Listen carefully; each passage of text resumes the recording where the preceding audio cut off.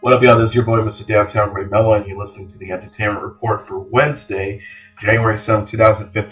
You learn some of the major stories and trends going on in the world of entertainment and beyond. You can follow the show on Facebook or on Twitter, facebook.com/The Entertainment Report with Ray Mello, that's RAYMELO, or on Twitter @The Enter Report. You can also listen to the show anytime you want on iHeartRadio. Just search for The Entertainment Report, and it'll take you to our page.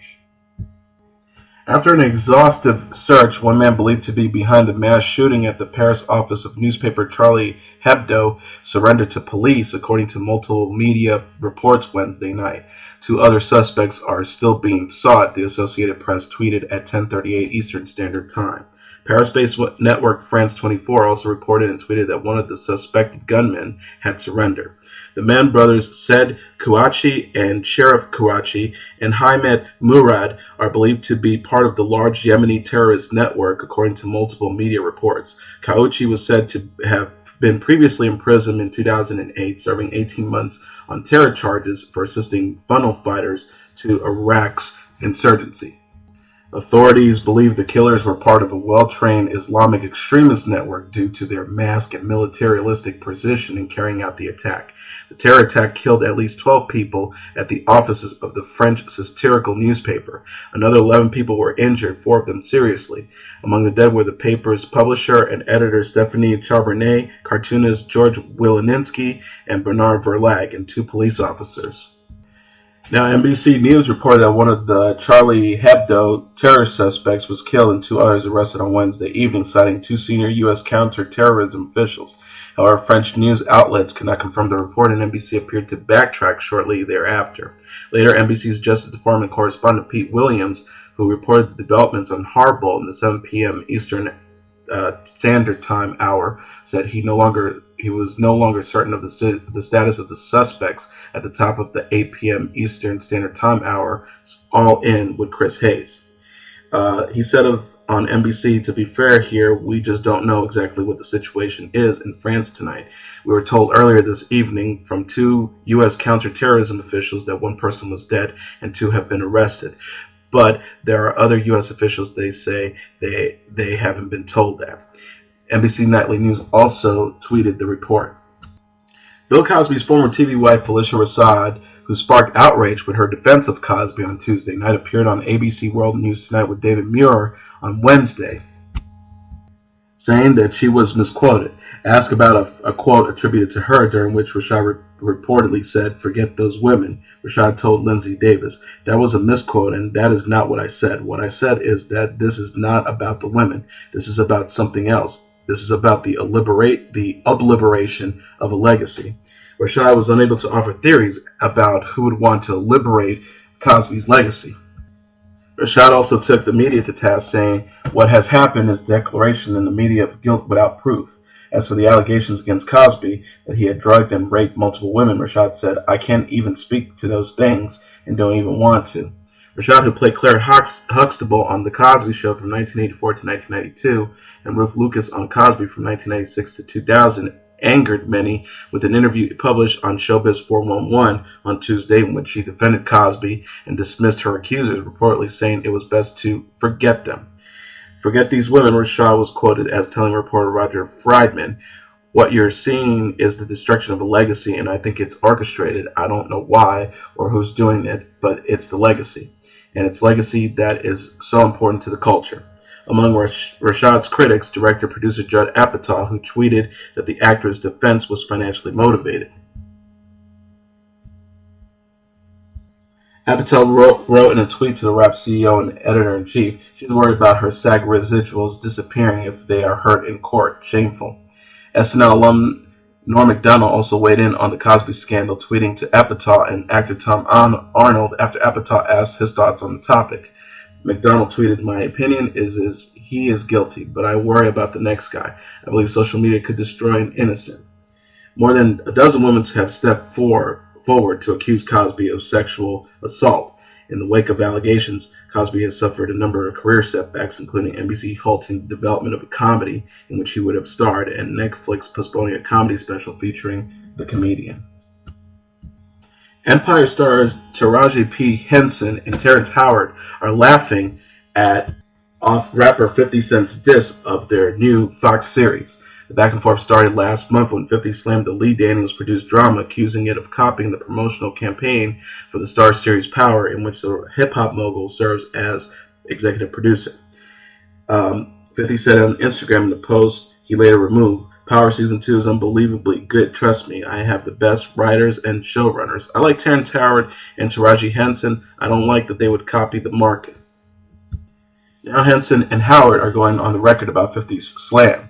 During the press junket for Empire Tuesday in Hollywood, the two stars told the Wrap they're not mad at 50. Henson said 50 Cent is a comedian. He loves to push buttons. He's a funny guy. I never took offense to it. If anything, I thought he was trying to jab at him. She pointed at Howard. He's jealous of his looks. Howard also chimed in saying, 50 is my monster man. We served jail time together in his film Get Rich or Die Trying. We were naked together. I love the fact that we're both pushing the envelope with our shows. While the two took the high road, a day earlier, Henson had some choice words for the rapper. On Monday, when a Twitter follower asked her to comment on 50's criticism, Henson shot back, "I pay attention to money, not sense." Despite Henson's hilarious reaction, 50 isn't taking the situation too seriously. He responded to Henson on Instagram Tuesday with humor in a video post. "We'll spare you the salty language, but you can click here to check out what he had to say, including calling the Oscar-nominated actress a fine motherfucker." Alison Rosen may be off the Adam Carolla Show, but she still has her own platform, and now the now ex-news girl plans to address her unceremonious termination on Thursday's Alison Rosen is Your New Best Friend podcast. Rosen told the Wrap, "I'm really excited to see everyone because it's been since before the break that I saw them. I'm not quite sure what I'm going to say yet, but obviously I plan to address it because it's a big thing that's happening in my life, and I talk about my life and how I feel about what's going on in my life on my show." She also added, "Obviously it's complicated by the fact that the guys still work on the show, and I would never want to put them in an uncomfortable position, and yet I cannot address it. So that's the part I'm still trying to figure out how to best handle for the sake of everyone involved, including the listeners."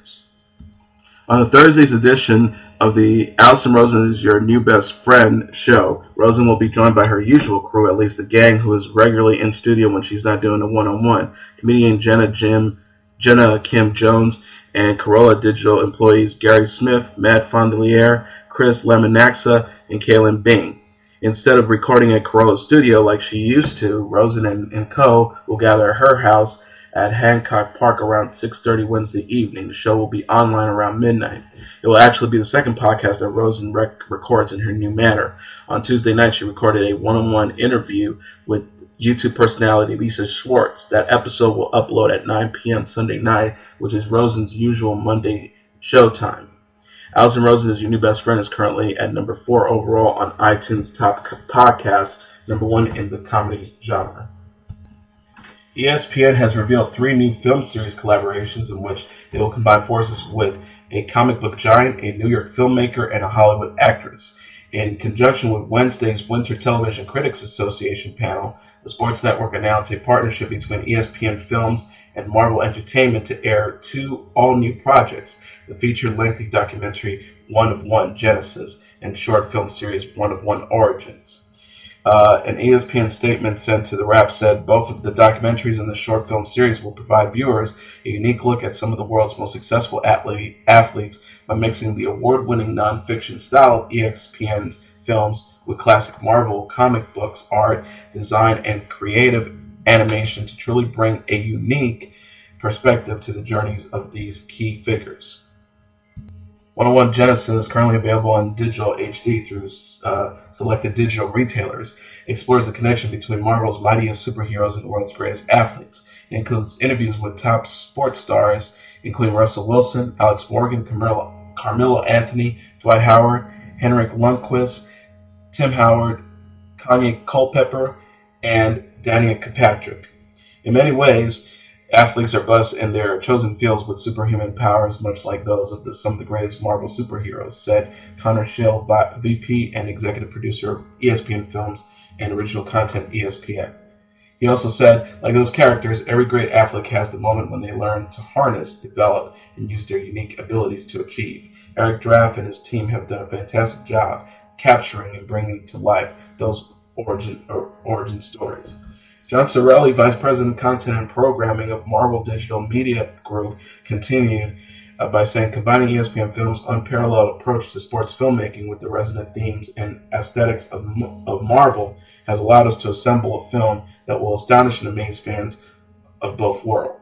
Both the series are directed by Emmy-winning director-producer Eric Draft, known for 30 for 30 No Mas, Cornered, A Life Caught in the Ring, produced by Emmy winner Dan Silver and executive producer produced by Tracy McAndrew and John Sorelli.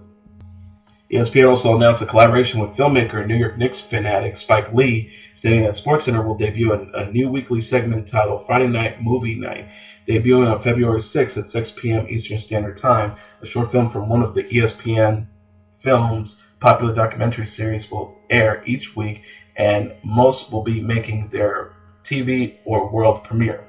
Kicking off Friday Night Movie Night will be Ray Allen, a.k.a. Jesus Shuttlesworth, the first short from a new collection of films executive produced by Spike Lee. The series Spike Lee's Little Joints will showcase narratives that are personally curated by Lee, with the majority revolving around African American stories that are not widely known, and each short preceded by an introduction from Lee. People today have a thirst for new voices, new visions, new filmmakers, and Spike Lee's Little Joints is that platform, said the Do the Right Thing director. Those are great stories out there that might not warrant a full-length documentary, but they're good. They're great stories nonetheless. This endeavor will let those stories be told.